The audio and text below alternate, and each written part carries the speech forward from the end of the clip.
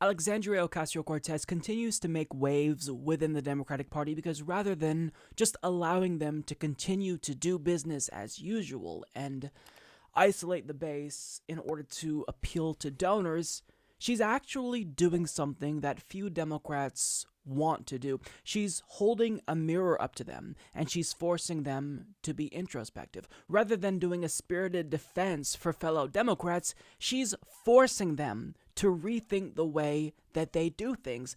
And her latest target is Joe Manchin, because she's speaking out about the fact that he should not be at the top of a committee when he's a shill for the oil and gas industry.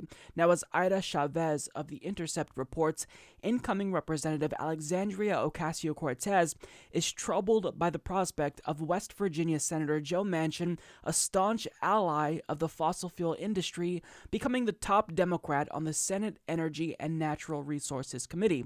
I have concerns, and that's why I say that our issues are not just left and right, but they're top and down, Ocasio-Cortez said at a Friday press conference held outside the Capitol.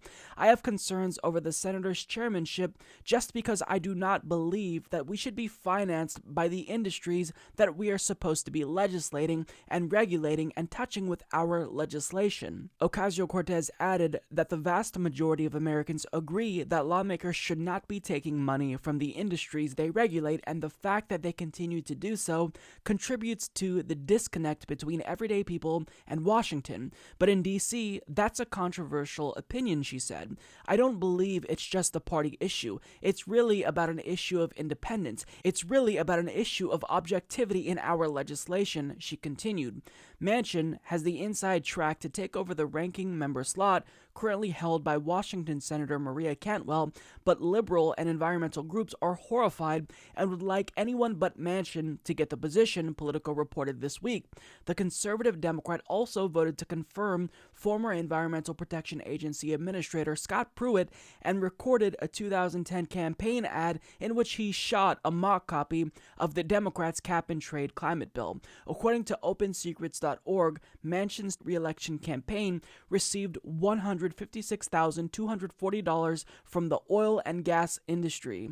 Manchin also reports earnings each year from Energy Systems, Inc., a coal brokerage company he helped run before entering politics in his Senate financial disclosures. So something that she said in this article here really resonated with me. She said that saying this is controversial in DC because I say it all the time. You think it probably.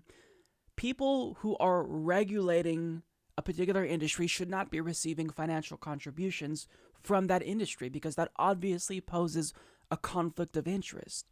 It biases them.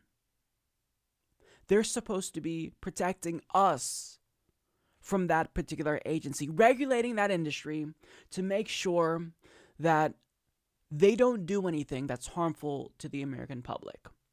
But they can't be objective in overseeing particular industries if they are taking money from those industries, because that is a corrupting influence. And we don't have to just speculate about how corrosive money in politics is, because a 2014 Princeton University study by Drs. Gillens and Page found that when you look at policy outcomes, normal everyday Americans have a statistically insignificant impact. But when you look at the preferences of business interests and economic elites, well, they actually have a pretty substantial influence, which indicates that we don't necessarily live in a democracy. Rather, we live in an oligarchy if you think that democracy should reflect the values of the people. So it should definitely be the case that someone who is a shill for the industry like Joe Manchin should not oversee a committee which is supposed to regulate this industry. I mean, again, what she said there makes so much sense because it's controversial only to people in that DC elitist bubble, but to people like you and I, this is obviously a no-brainer. And another thing that I'll say about this is primarying corporate Democrats really pays off. It absolutely pays off. And this is evidence because we put someone in Congress that reflects our political ideology, that reflects our core values, who's one of us, who came from the bottom. And look at how she represents us. She knows she has a mandate from the people, and she is basically performing above my expectations. Because when it comes to politicians, I don't think any of us are unreasonable to expect to be disappointed. And certainly, I wasn't expecting to be disappointed by Ocasio-Cortez, but I tried to temper my expectations given that I've been excited about politicians before and been let down, but she's overperforming with regard to my expectations, at least to this point.